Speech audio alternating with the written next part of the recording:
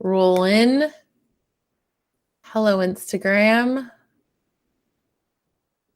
Just wait for all of the notifications to go through for everyone.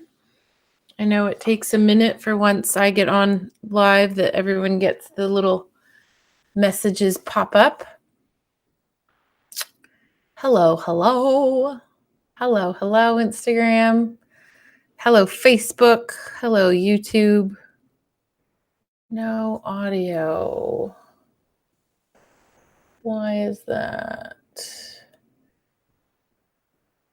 I don't know why that is. Instagram, can you hear me? I don't know what that is about.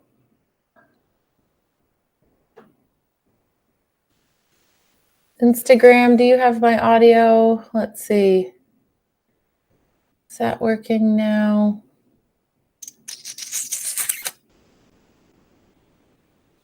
Why is that happening? I don't have my phones.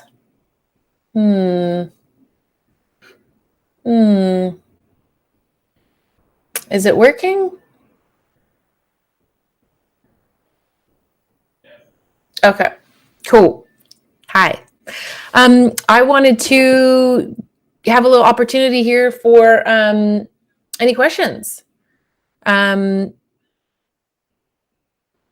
Yeah, if there was any questions that anyone had about your audio is audible.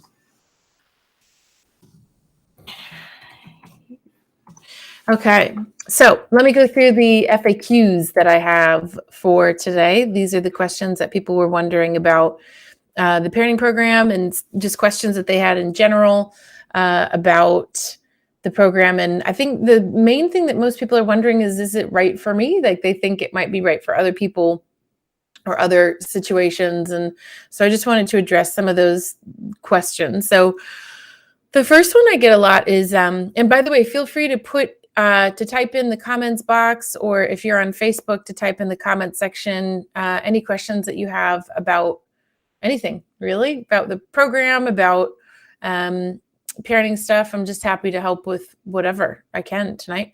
The whole thing about it being like, is my kid unique and our, situation is unique? I agree. Like I have 2 kids myself. Of course, I think my kids are unique. And of course, I think their issues are unique. The thing, though, that is relevant, I guess, in this context is understanding that, yes, everyone is unique, but the way that you handle the problems for kids and parenting in general is often the same. It's like there's somewhat of a template in terms of when your child comes to you with a problem, what's the best thing to say back? When you're noticing that your kid's not doing their chores, or they're not, or they're lying, or they're stealing, or whatever, what's the best way to handle that? And there's systems, there's protocols, there's ways that you can handle it that are kind of reliable and consistent. And it's not like a script. I don't think scripts are like, that's not real life, but there's methods, like things that you can do. So for example, one thing that I teach a lot is this acronym called MOVES, and MOVES stands for MOVES, which is when your child comes to you with something and you're trying to listen or help them through it, this is the most ideal way to handle that. So what would that look like? So for example, I don't want to go to the party. You don't want to go to the party. So M stands for mirror. So basically saying back to them what they just said. O just stands for, like I'm listening, I'm giving you eye contact, I'm demonstrating to you through my like nonverbal facial expression or eye contact or body language that I'm listening and I'm connected to you. V stands for validate. So that would be like, yeah, you don't want to go to the party. That makes sense. I can see why you don't want to go to the party. You've had a long week, or you're having a fight with your friends or whatever. E stands for empathize. So that would look like saying, yeah, there's lots of times I have social functions booked and I don't want to go either. Yeah, I get it. And then S is like, shut up, basically. Stop talking, hold space, just be there for them and not try to fix it or not try to kind of manage it. And that acronym, so MOVES, where you just go through, you mirror, validate, empathize, and then stop, is one of those examples of like, yeah, your kid is unique. Of course. Of course, I think that. But in any kind of situation where you're trying to show your child that, like, I hear you, I'm listening, I want to be there for you, I want to help you through this problem, by just doing that acronym, by just being there for them, validating them, empathizing with them, you can demonstrate all of that stuff. So yeah, that's a great example of like a way that you can take concepts and philosophies that are broad, but you can use it into your unique situation. There's just a question that came through that I missed. I have a spicy kid. I did your spicy masterclass last month and it was super helpful. But when my daughter, almost 7, enters the spice market, she doesn't have a tantrum. Oh, I can't read the rest of it. How do I read the rest of it? It got cut off. Oh, there it is. She completely shuts down. Yeah, and shutdown is Beck, I think, is your name. Beck, yeah. The reason why she would shut down at the end of the spice market or in the spice market is just because that's where her nervous system is. If you remember from the masterclass, the slide, that has Winnie the Pooh, Tigger, and Eeyore at the bottom. Eeyore at the bottom is when your nervous system down the polyvagal ladder is where you're in a shutdown state. And a lot of times when our kids get really maxed and overwhelmed, they don't necessarily go to Tigger in the middle where they're agitated and frantic and chaotic. They sometimes will drop down to Eeyore in the shutdown state. So I'm not sure what the question is. Let me know what the question is. She enters the spice market. She doesn't have a tantrum. She shuts down. You would manage that in the same way, wherever a kid is on the ladder in their nervous system's regulation, and you would just try to bring them up the ladder by being safe, calm, validating, empathetic. You're lucky, though, in one sense, of not getting a tantrum and getting violence and a lot of aggression, which a lot of parents with spicy kids do.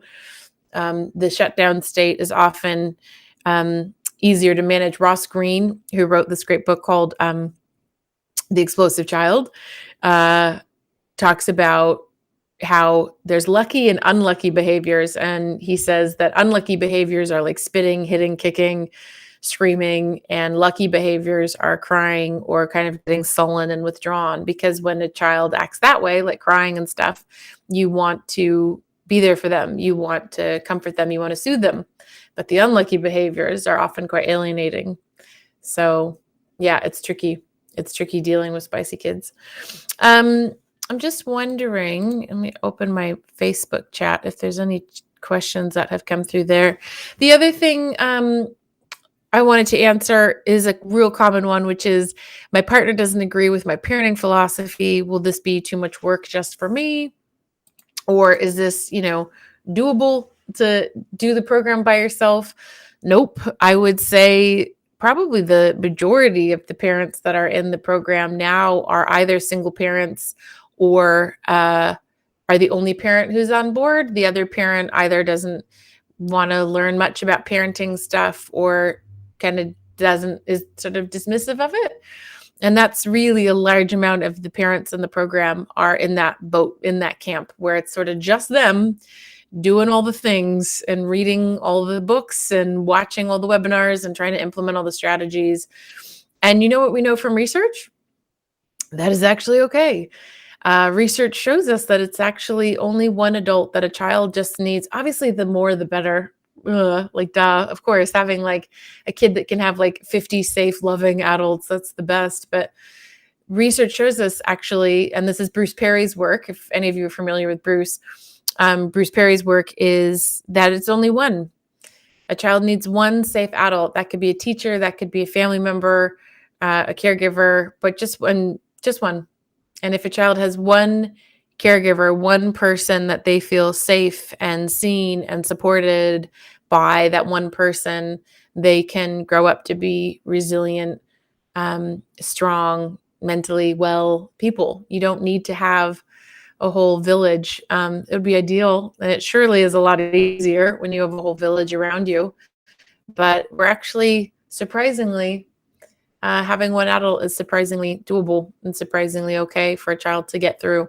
So when parents say that to me, or one parent says to me, "I'm the only one who's on board with this stuff. I'm the only one in my house who's going to be doing, your philosophies and stuff, or implementing the things that you've been teaching me." I'm like, "That's okay. There's heaps of parents in the program that are doing that."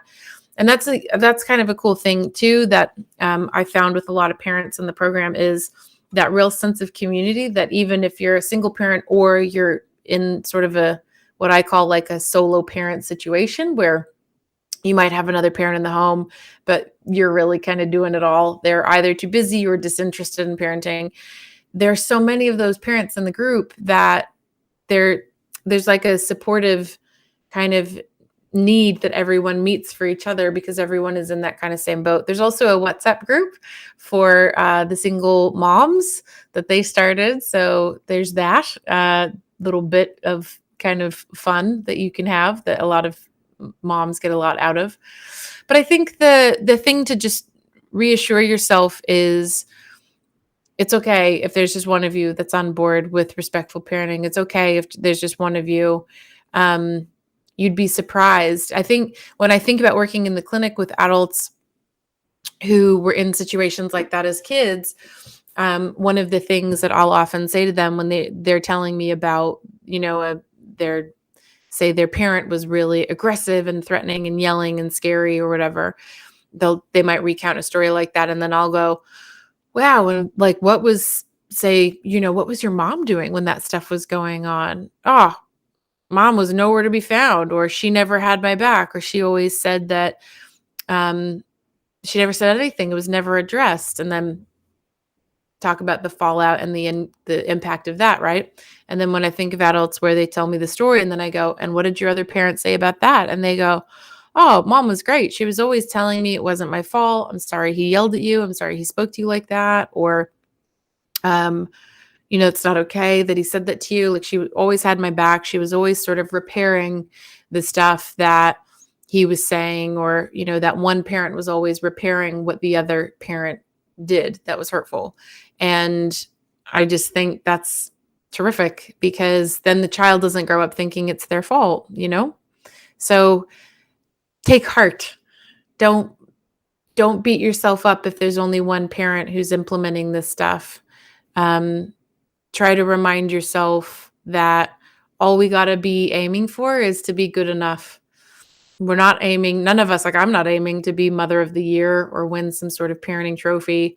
I just aim every day to just be good enough, just enough. That's all I'm going for. I'm not going for like the Pinterest birthday party prizes, just being good enough is what I'm trying to do for my kids, So, just going to see if there was any other questions that had come through in the Facebook group that I wanted to add and talk about. Yeah.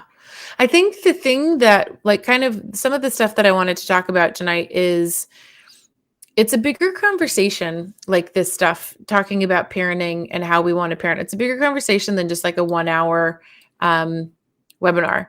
It is, you got to like, we have to start first, I think, and realize how you were parented impacts how you parent. Like it or not, if you were parented awesomely or really crappily, how you were raised impacts how you parent now. So you might be thinking like, oh, well, my parent was on this end of the spectrum. They were horrible. And so I'm all the way over here. But what we may not realize sometimes is that where we want to be is over here. So it's like, I think I'm like doing so much better than my parents, and you probably are, but there still sometimes is a big way to go. And that's why it's so hard when you think about how you're parenting, because if how you're parenting is based on how you were parented, it's like, is that really what we want, to be using as our model, as our guide, as our bar? Because the people who raised us were rookies, right? Even if you're one of 6 kids, still they've only done it 6 times, right? Whereas people who write parenting books and experts in the field have studied it, it's been researched, but also they've been able to replicate, certain theories thousands of times. So it's not someone who's parented 6 times, it's someone who's parented thousands, if not millions of times, depending on the data and the research, right? So I think understanding like those blind spots that you might have, and I think with parenting, you don't know what you don't know. And I, for one, am definitely in that boat. I think everyone is in that boat, that you don't realize a lot of times, like, for example, timeouts. That's a classic parenting technique that people use. Super Nanny made it popular in the 90s and the 2000s. And it's a really hurtful technique, and it doesn't work in the way that people want it to work. It works in that it makes a child feel afraid, but it's shaming, it's disconnecting. And we now know from research that timeouts are actually quite hurtful to children and to their parent-child relationship. Now, that's a great example, right? Where we go, yeah, but I was hit when I was a kid, and so I'm doing so much better because I'm doing timeouts instead of beating my kids. And it's like, yeah, totally. But again, because we don't know what we don't know, we think that we're doing this amazing job sometimes with things. And then because we don't know, because like who's sitting around reading scientific journals and articles on parenting research, we don't know what the new stuff is coming out and saying, oh, actually, instead of timeouts, what you want to be doing is having a connected conversation with your child where you're validating and empathizing. Do you know what I mean? So it's like there's these blind spots that we don't really, realize we have. The other thing is, if how you were raised impacts how you parent, how do you know if how you were raised was hurtful? How do you know if how you were raised wasn't ideal? For example, if you were raised in a home where your feelings aren't welcome, or we never talk about feelings, there's no identifying of feelings ever. Like we just don't do that in our family. Or obedience and compliance is the most important thing. If those are the things that were sort of drilled into you as a kid, like you don't know what you don't know. We don't realize that. And that's the thing, is like, we don't realize with a lot of our own parenting when we're kids, that the way that our parents are doing it is not necessarily the ideal way, but essentially our childhoods are our parents' school. That's how we get like our university degree, and our experience in how to parent is from our childhood. So I think that's important to just recognize that, like, you only grew up in that house. And so that's the only kind of point of reference that you have. And it's hard because you can't tell, you don't realize what you don't know.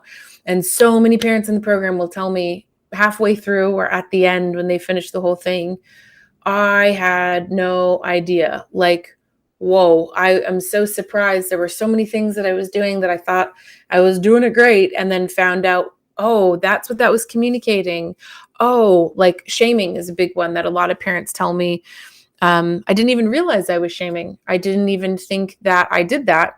And one of the examples I always use is like, two kids are sitting at the table eating, and the parent goes, like, Maddie, you've been sitting at the table now for 20 minutes. Your brother's been sitting here for 5. Look at how much you've eaten. Look at how much he's eaten. Quit goofing off. Eat. That's shaming.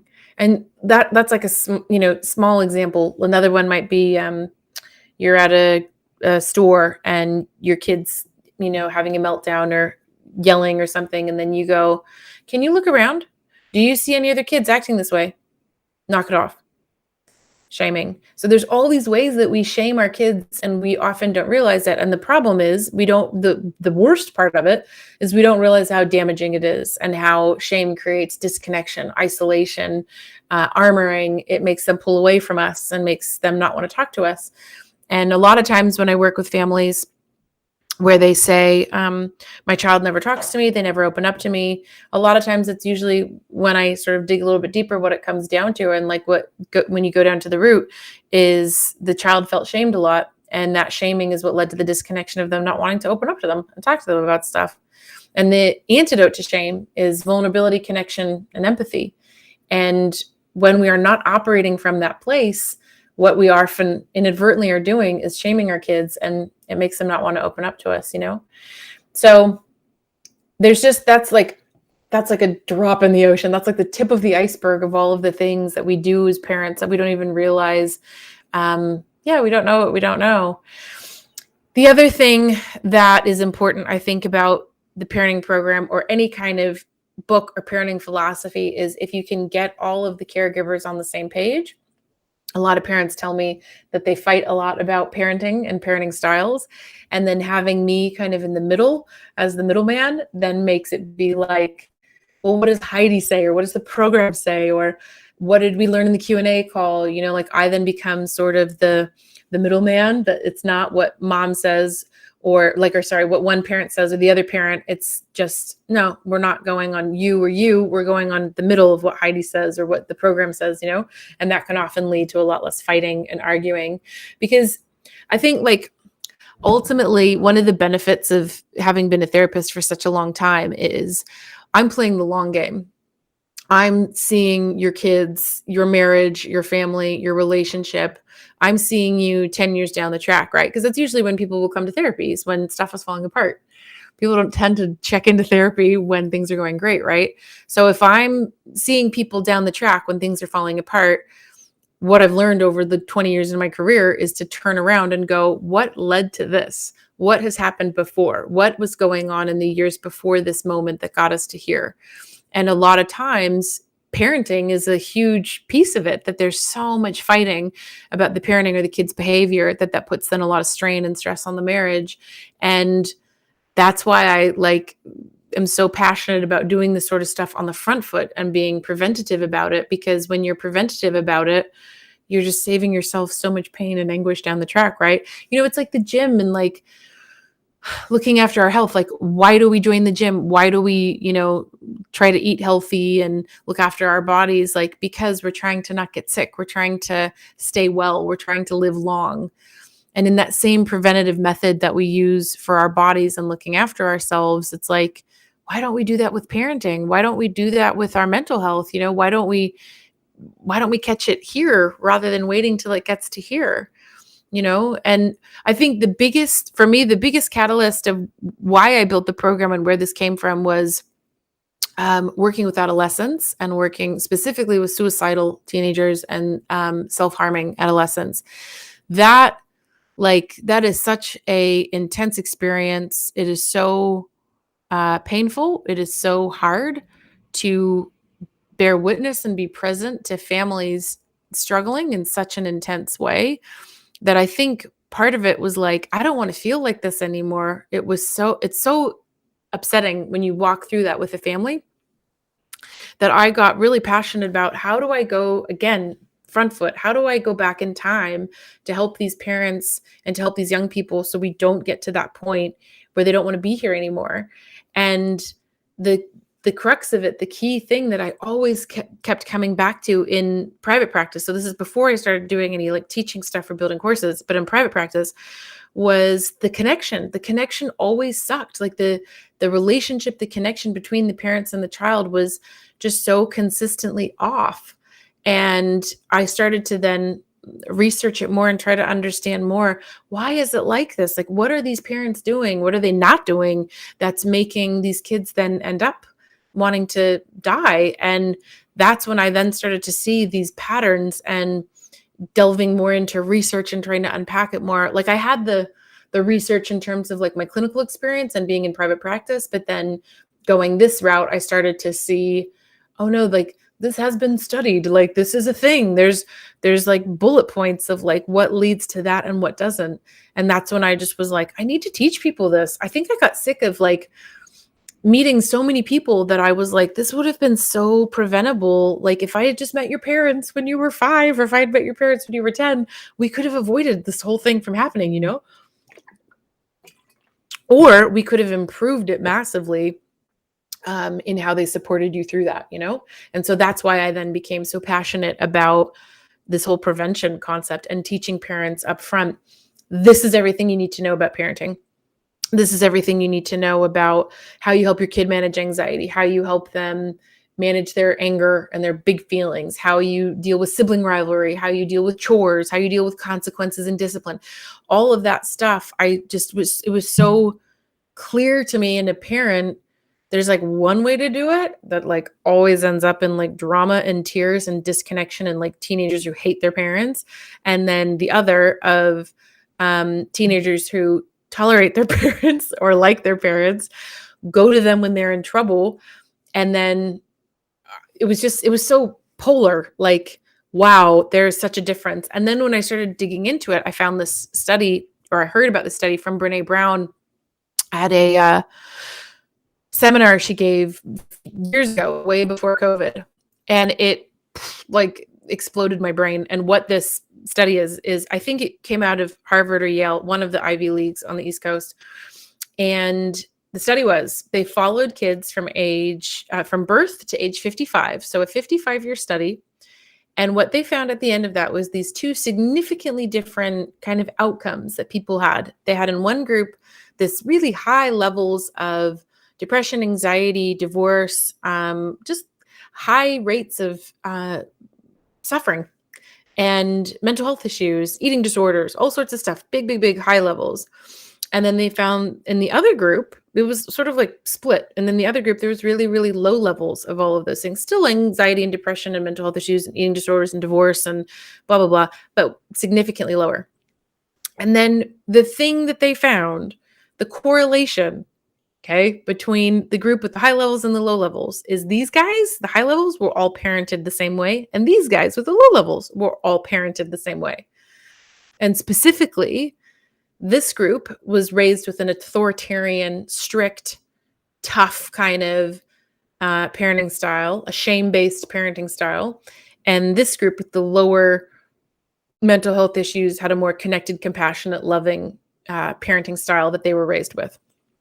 And when I heard the study, I was like, wow, like I've always known, I guess, just from talking to clients that the authoritarian parenting style didn't work because I've seen the impact of it on adults, that I work with and their self-esteem issues, their confidence issues, their anxiety, depression, whatever. And I've seen it for 20 years of how that authoritarian style impacts people long-term, but to see it like quantified, to see it coming out of a study over 55 years, to look at 55-year-old adults and to find that glaring correlation that a shame-based parenting style and a more connected, compassionate parenting style could have that significantly different outcomes. I was just like, whoa, like it felt like a fire was lit within me that I just like, I have to shout it from the rooftops and like try to tell people more. It doesn't need to be this way. Like, you don't need to suffer so much. Like, parenting doesn't need to be so hard and you don't need to suffer so much. And it is possible to learn a new way of parenting where you actually enjoy it. It is possible to have a new, different kind of parenting where you don't hate your kids all the time and you're just constantly like dreading hanging out with them and looking forward to them going to sleep. Like, there's a way to make it better. There's a way actually to get them to listen more. And so many of us, I don't think, realize that there's like more of a science to it than we think. I think a lot of parents come to me and say like, I think it's just how your kids come out. It's like temperament. It's like their personality. And I'm like, it's not. Like, certain temperaments are harder to deal with, obviously, than others, but it's all doable. Like, it's all figure outable. It's all skills and just needing to understand different skills and different philosophies, and that's all that I guess I'm passionate about teaching, is helping you see all of the foundational principles so that it doesn't have to suck so much. So it just would have to suffer so much, Yeah. So I think the other thing is when I started to pay attention to what am I teaching in sessions? Like, what are all the concepts? What's all the stuff that I'm constantly talking about in session? I started to realize I really repeat myself a lot. I'm saying the same stuff about anxiety. I'm saying the same stuff about anger and anger management and sibling rivalry and chores and consequences. I'm like saying the same stuff over and over and over again. I should just do voice memos. So I started recording little voice memos in my phone of like, here's anxiety 101, here's anger 101, here's what to do, here's what not to do. And I would send it to clients. And then I'd go, that voice memo I made for, Kate is really helpful for Jenny. I'm going to send it to Jenny. And so I started to notice I'm like sending these little audio clips of the same kind of content to parents. And then also so they could share it with the partner or the step parents or the grandparents, whoever's the caregivers. And I just sort of was like, I really need to just like make this into a program, I think, because this is getting silly sending these, 20-minute audio files to people. And so that's when I built the course and then added worksheets and, stuff like that to help supplement and like help people really integrate the learning. But then the thing that I still was noticing that I was sort of frustrated at that I was missing was the community aspect. Cause like this is one of the funny things about being a therapist is like, we hear a lot of the same stories all day long, right? Regardless of who you're working with, parents, kids, whatever, you hear a lot of the same stuff, right? And so many times I would be talking to people and just be like, I had the same conversation with, parents 2 hours ago. I wish I could connect you guys and like, I wish I could breach confidentiality and introduce you to each other because you would see like, it's so hard. You're not doing it wrong. You just got to change your expectations. You got to change the way maybe you approach them. And I just was sort of feeling like, oh, I wish you guys could all connect with each other so you could see like you're not alone and you're not the only one going through this. And this is what they found is some things that worked for them, or these are some things that didn't work. And I found myself wanting to like pair people up. And then I thought a friend of mine said, why don't you start a Facebook group? And I was like, yeah, that's a great idea. So I did that. And then people had the choice if they wanted to, meet each other or whatever. And then blah, blah, blah, it evolved into the program.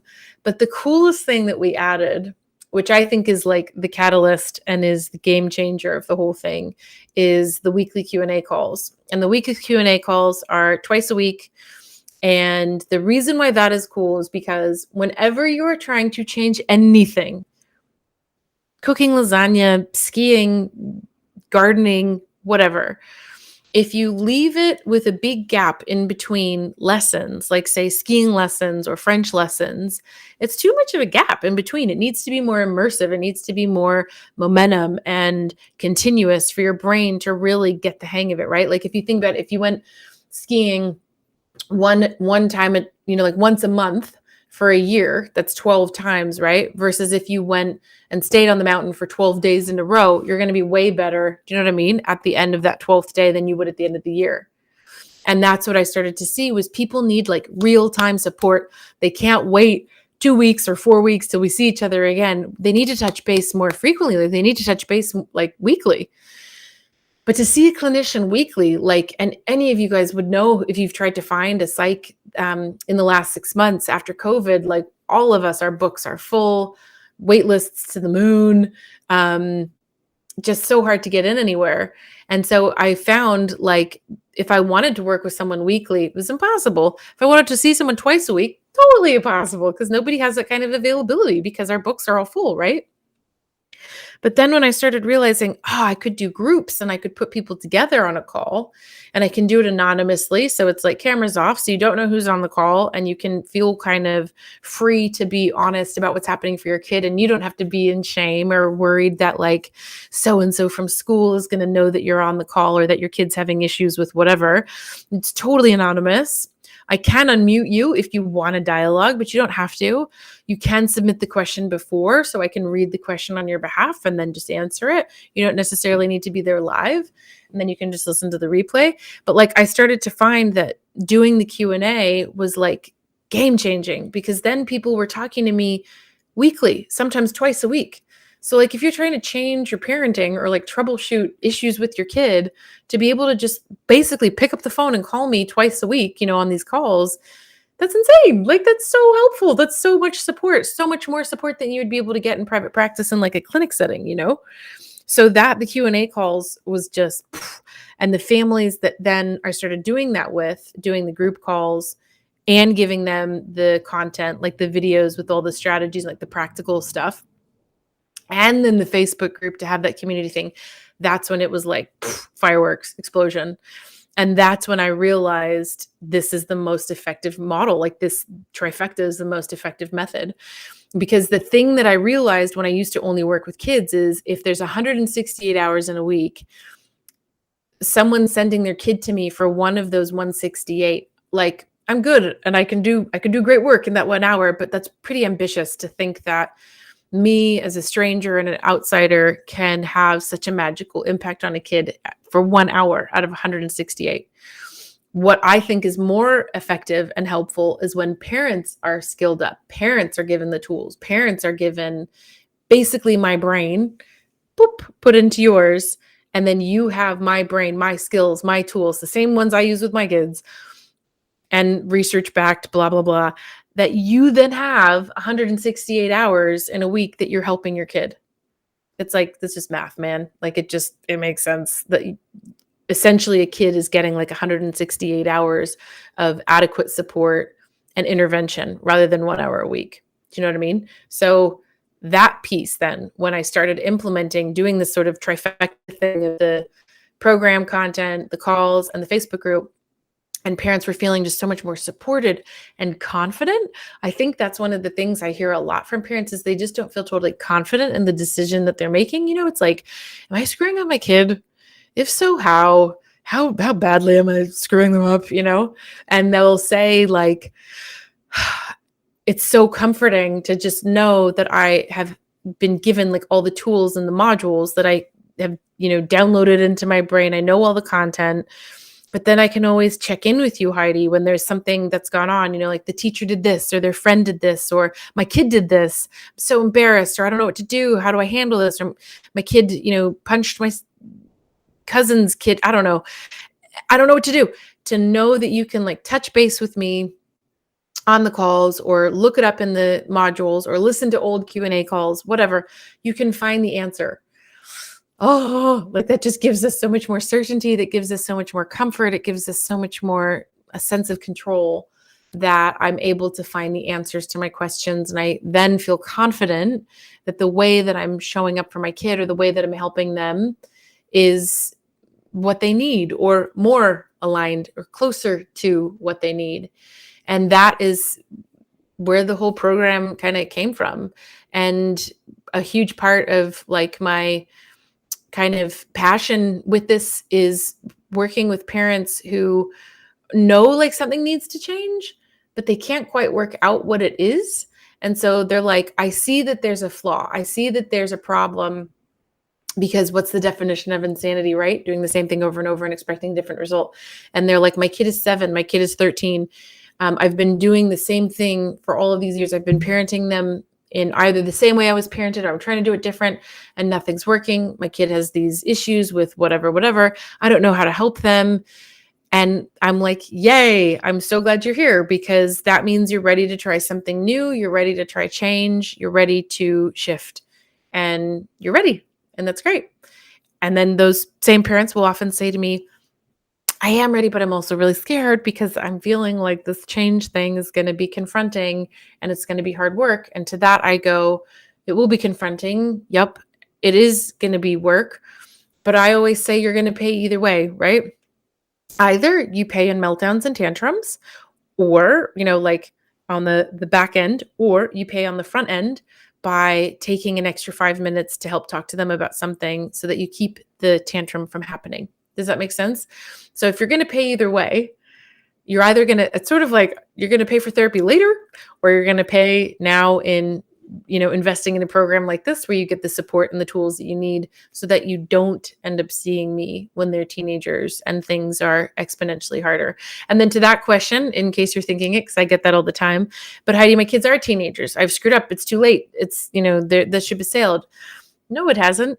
Please, if you now, however old you are, wherever you are in the world, in your 30s or 40s, if your parents came to you now and said, hey, sweetheart, hey, son, I've decided to do a parenting program, and I have started this parenting program, and it's made me realize that there's things that I wish I'd done different when you were a kid, and I just wanted to apologize and acknowledge that and let you know that I'm learning new ways of being, and I'm hoping that I'm going to turn things around and be a better dad for you in the remaining decades that we have together.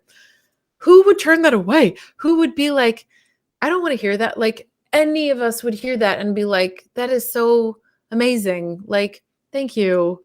Thanks for the acknowledgement. I appreciate that. It is never too late. And I also believe it's never too late to change. And I think that change is always possible.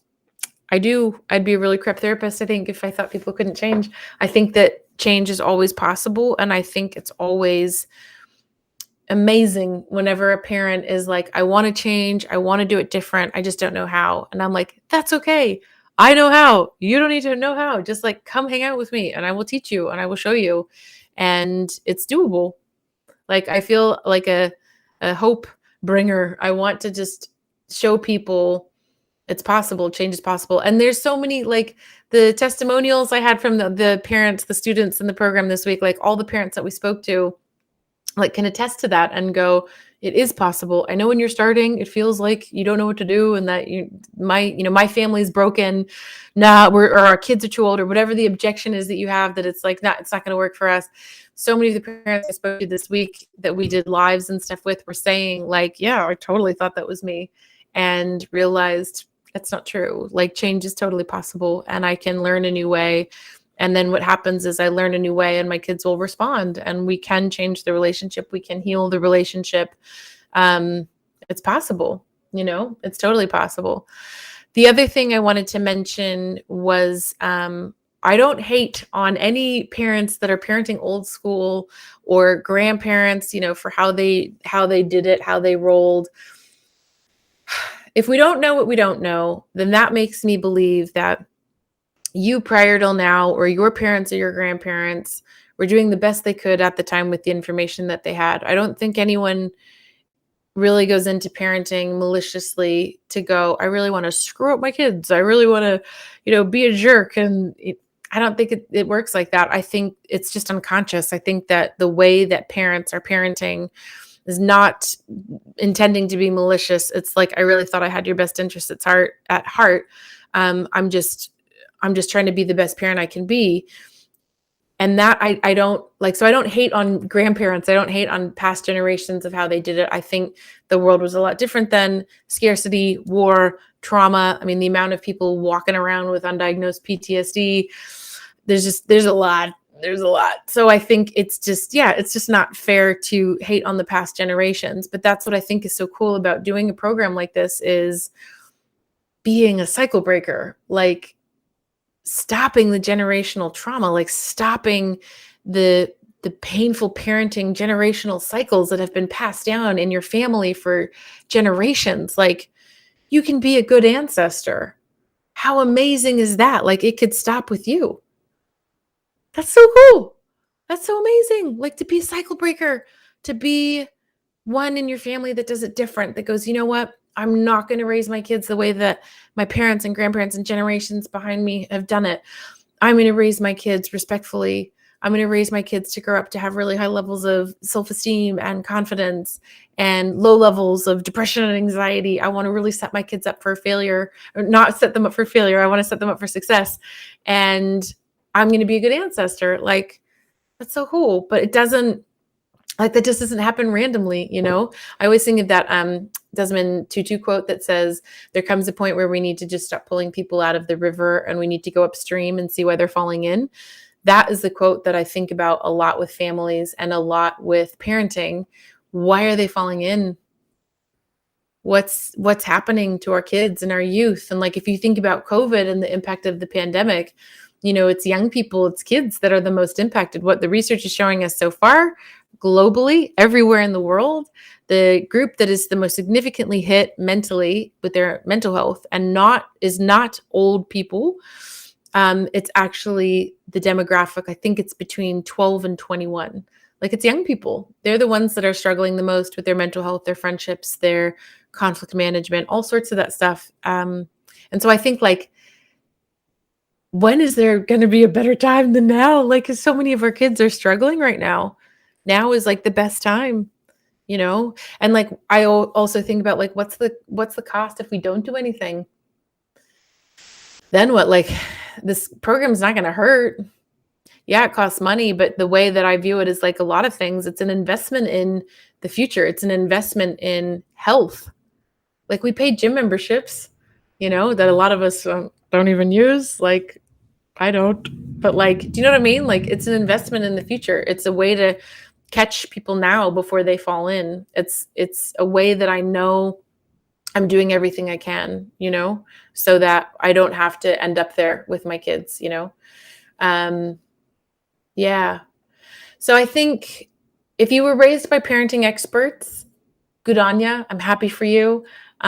You're all set. But most of us, because we were not raised with parenting experts, we were raised by rookies. I think about, if I were to have a surgery, I would want a surgeon to do it that has done this 1,000 times, rather than someone who's done it twice or 3 times. I think parenting is a lot. It's complicated yet simple. And what I mean by that is, sure, there's lots of different strategies and techniques and things like that, and that can be the complicated stuff. But to me, it's really simple, and it's just focusing on the relationship, focusing on connection, prioritizing the relationship, prioritizing connection.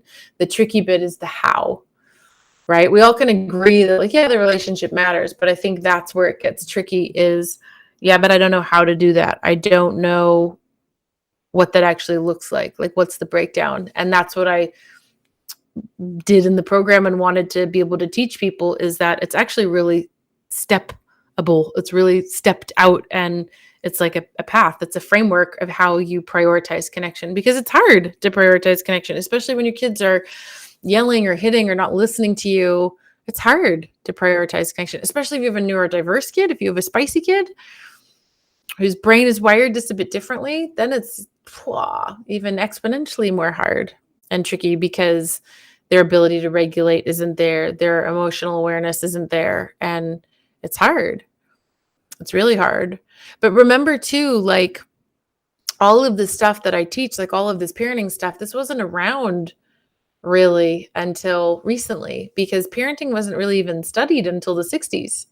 70s stuff started to get published. 80s it's put into like mainstream books, or like, pop psychology kind of books in bookstores. But then it was really the 90s that it kind of came out more. And then 2000s, we had a huge surge in a lot of research. And I guess people were realizing that it was worthy of funding and worthy of researching. And so it's really in the early 2000s that a lot of powerful stuff came out, that we started to understand the impact of parenting on a lifetime. And that's why we're kind of the first generation really to benefit from a lot of this research, because it's new-ish.